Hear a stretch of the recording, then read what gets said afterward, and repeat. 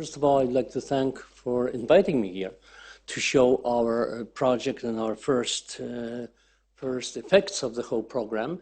The program started in 2018 when I applied for a grant to the European Commission.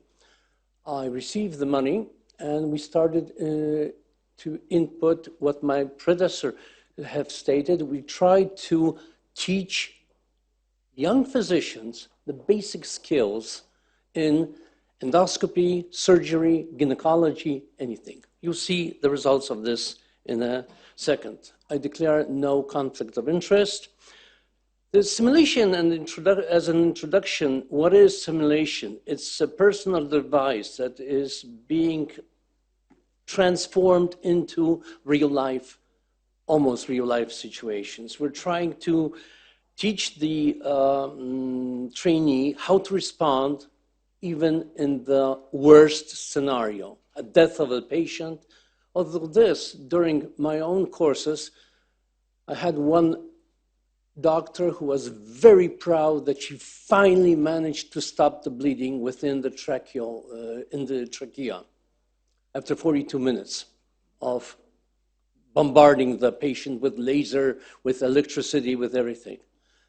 She was so proud and said, "I've done it." I said, "Yes, the patient is dead for 22 minutes and the bleeding is not there because the heart stopped pumping the blood." So as you see, simulation is very needed. It has all started in the past with the airlines, when the Wright brothers have introduced Kitty Hawk, the first airplane that was used for very short flight. But at that time, it has been shown that only simulation can reduce death rates due to accidents. And as you can see, the fatal accidents of airlines have diminished thanks to the simulation. In fact, simulation certificates are handed out by centers that are governed by the airlines. Like in Europe, KLM is producing courses for trainers to receive special certificates to be able to teach simulation. Simulation is not easy. You not only have to be very motivated to try to tell the student how to do it, because we're leaving the textbooks aside. I question my students what they want to do, how they should do it, what are the basics, but that is left. Then we go to the basic skills. Why do I need any information regarding, let's say, the birth of a child if I don't know if a man or a female can do it? If I don't have the basic information, anatomy, then we have a problem, because I can teach skills, but that will take a long time. So as you see, it all started in the 18th century with gynecology and having procedures during the gynecological procedures. But the simulation real aims are first to teach how to do it, then to show the consequences of the good and bad maneuvers. And finally, you have to remember that simulation answers some of the questions that were asked a second ago. They show you the practicality. You can learn from a book. A man has 2 lungs. But to find the lungs in the abdomen or in the thorax, you have to do it by yourself. You cannot leave this alone. If you look at simulation, you have various facts that you have to remember. As political accountability. Why? Clinical governance. The government is looking at us. What are you doing? We should produce more specialists, more specialists, more specialists. It's easy. Each month, the Minister of Health, well, I'm not saying in Poland, any country, will declare that all students have received their specialty board exams. 100% effect. You have all specialists on the market. But will they know anything? No. That's when simulation comes in, because you have the patient safety. People have been asking me, why am I so fond of this simulation education? I said, well, first of all, if I ever get sick, I would like to sit in front of a competent physician. And I would not like to be a guinea pig for him. Because when I took my first booster shot, the physician who was interviewing me was a physician from my department, and he was scared as hell. Professor, will you please sit down? Sit down, please. I said, well, I'm sitting down already. Could you please expose your hand? I said, first of all, you should ask, am I anaphylactic? If I am, then you have a problem. You didn't do that. And you've already boosted me with a shot, which can cause certain problems. As you see, the physician lacked simulation of a situation in normal life. So then you have the professional regulations, working time restrictions. People are trying to tell me, look, it's 4 o'clock. We're finished. We don't want to work anymore. If we have simulations, then we can reduce that. Interprofessional training, team training. And finally, the changing clinical experience, failure of education. What you have said a minute ago. He comes to a department, surgical department, for 7-10 days stay, and he only sees 1 appendicitis. But that's wrong. He should see around 500, so he can see various complication rates. Thus, you have all this information, but the main goal of simulation is to transfer the young trainee from classroom novice to an experienced workplace expert. And the goal is patient safety. We should not train on our patients. Yes, we learn from our patients, but patients should not be used for this basic training.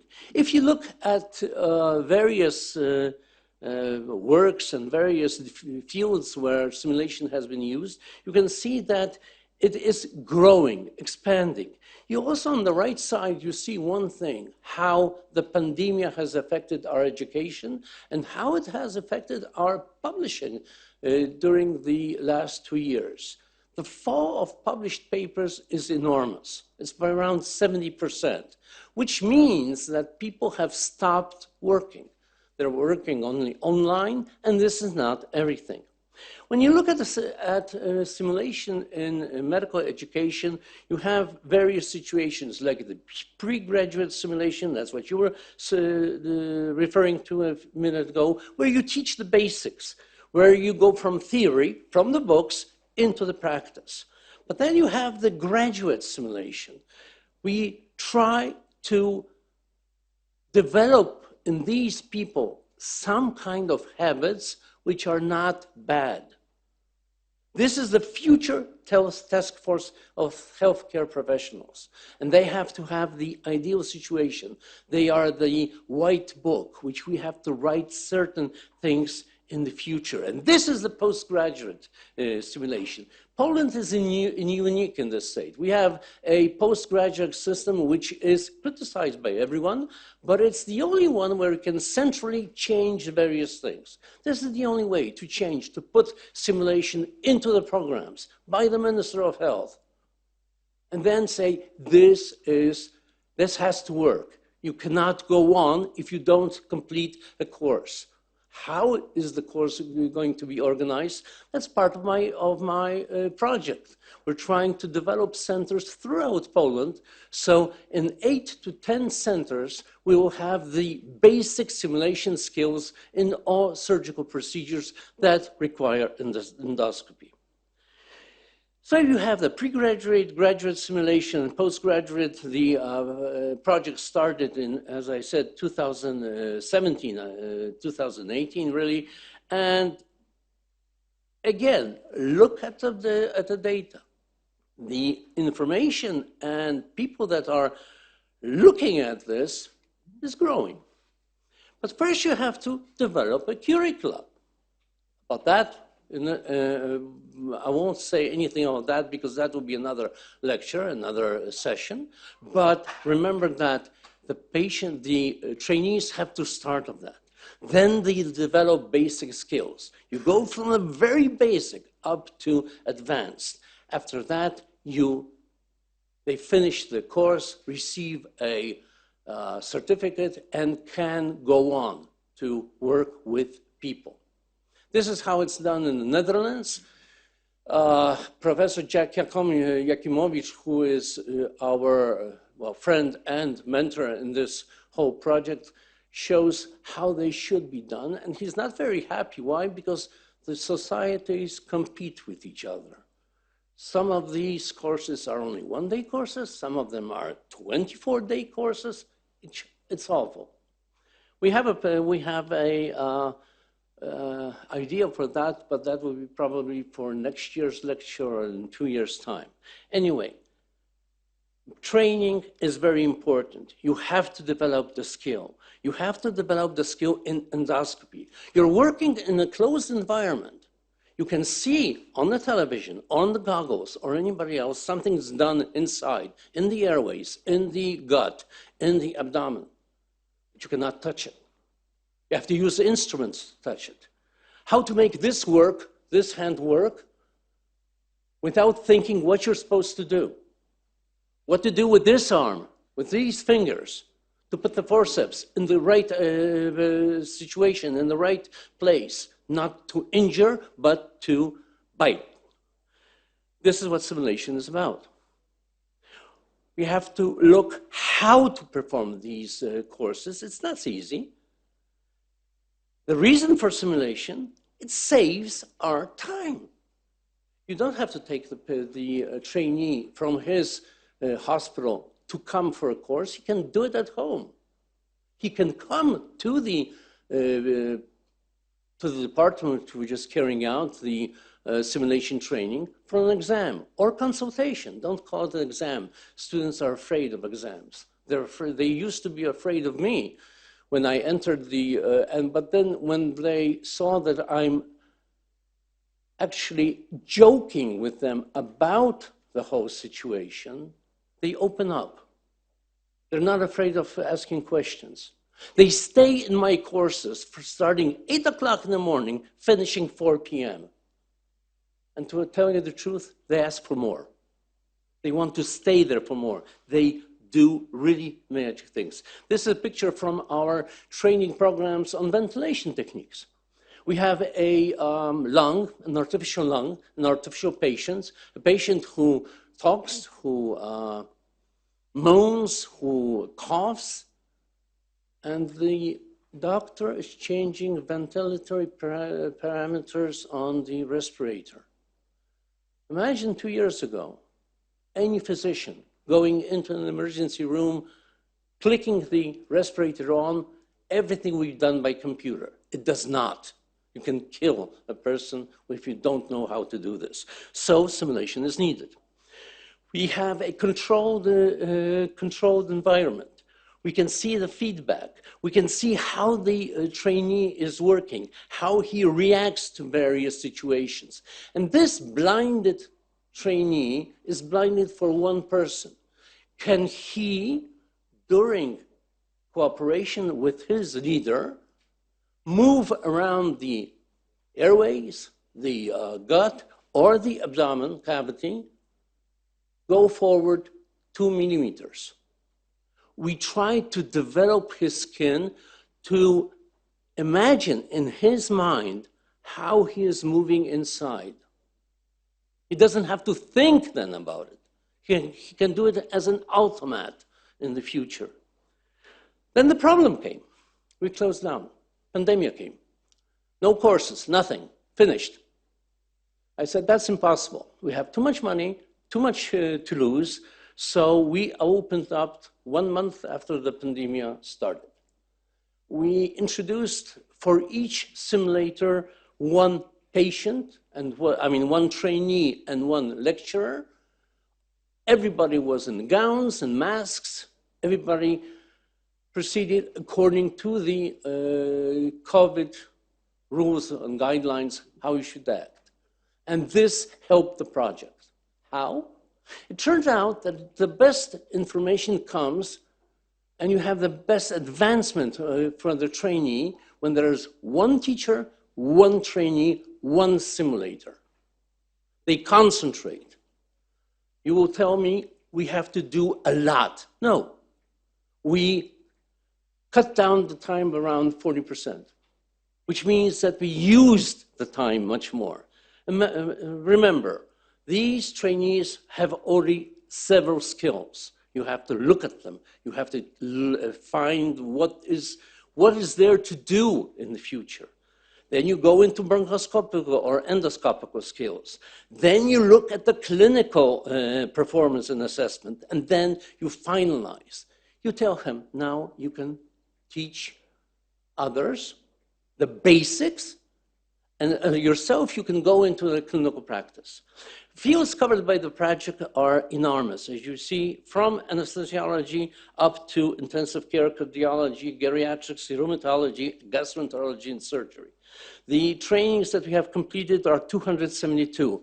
The largest, almost 90, are bronchoscopy trainings in pulmonary medicine and in anesthesiology and intensive care medicine. The number of completed trainings, that means that the trainee received a diploma, allowing him to start working with patients. And this is a situation that was very unique. Whenever these young trainees finish my course, after a week or two, they always came back very excited. I've performed my first bronchoscopy. Now I know how to do it. I know where the mouth is. I know where the larynx is. It was an emergency bronchoscopy at the emergency room. Nobody was there. The lady took the bronchoscope and performed removal of secretions in the trachea.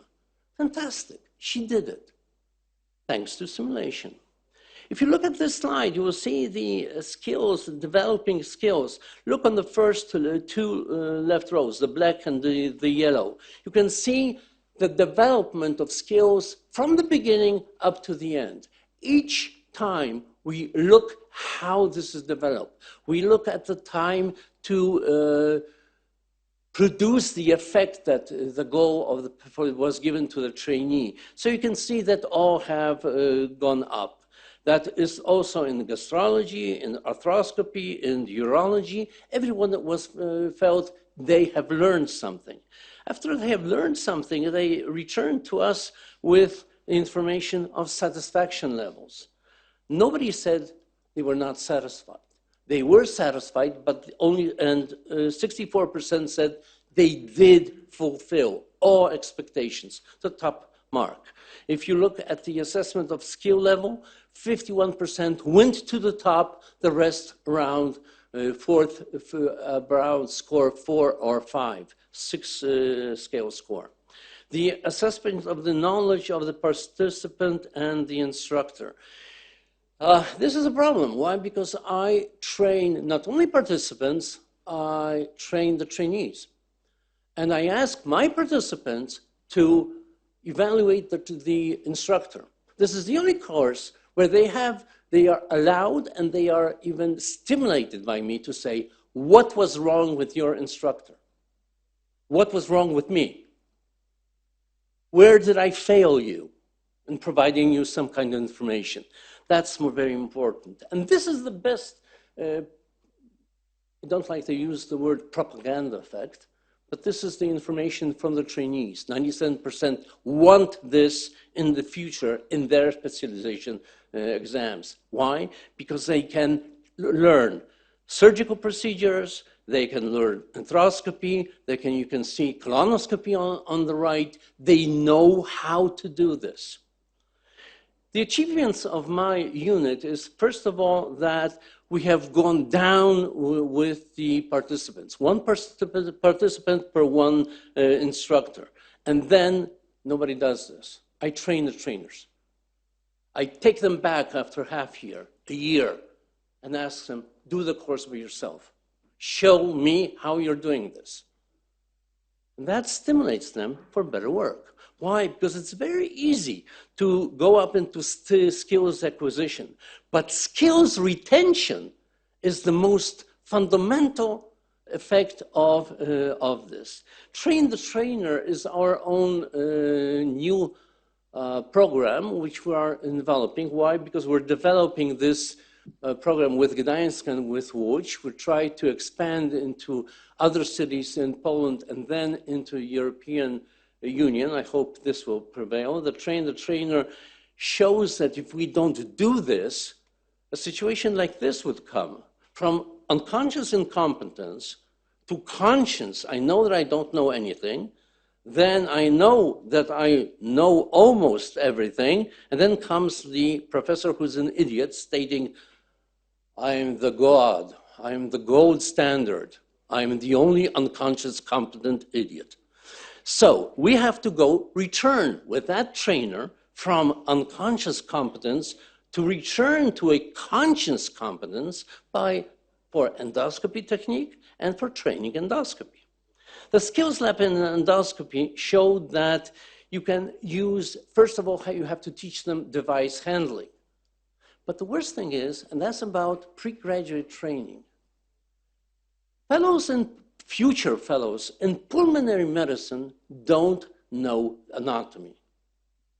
Yes, they know there's a left lung and a right lung, but how many segments in the left upper lobe? Oh no, that's beyond their comprehension.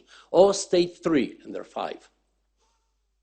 Who told them in the past? I don't know. I've been starting to look for anatomical books to show where's the mistake. I still haven't seen that. We also studied the effect on the learning curves. Fatigue is an underscored factor. It causes pain. It causes discomfort. It causes cramps.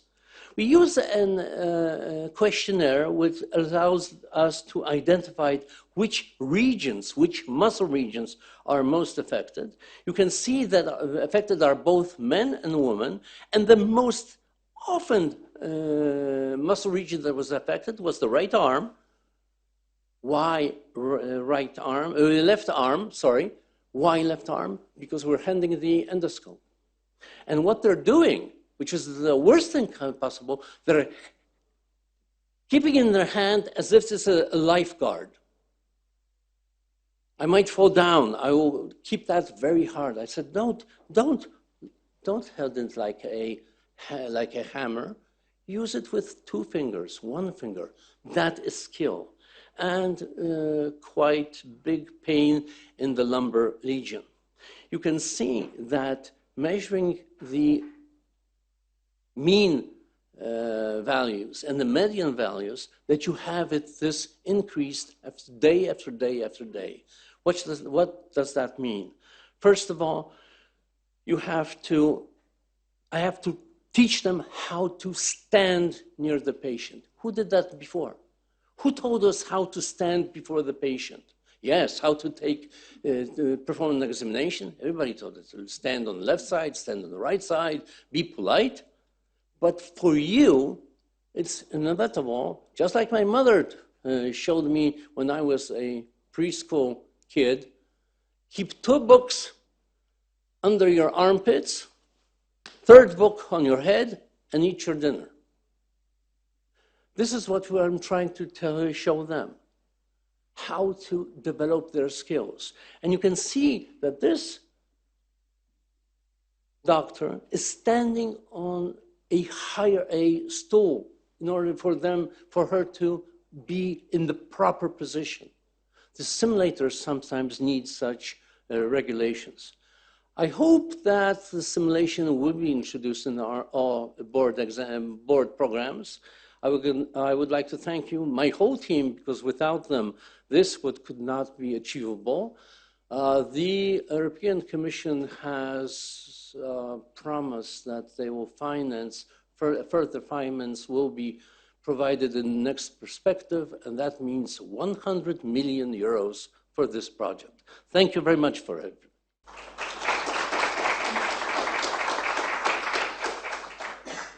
Thank you very much for presenting your project. It's really impressive. Well, perhaps there is a question from the audience here, because there are no questions online. If not, I have one. If you could name one single most important thing in dissemination of this methodology, what would you say? One single most important? Yeah. Direct contact with your mentor during a simulation project. Thank you very much.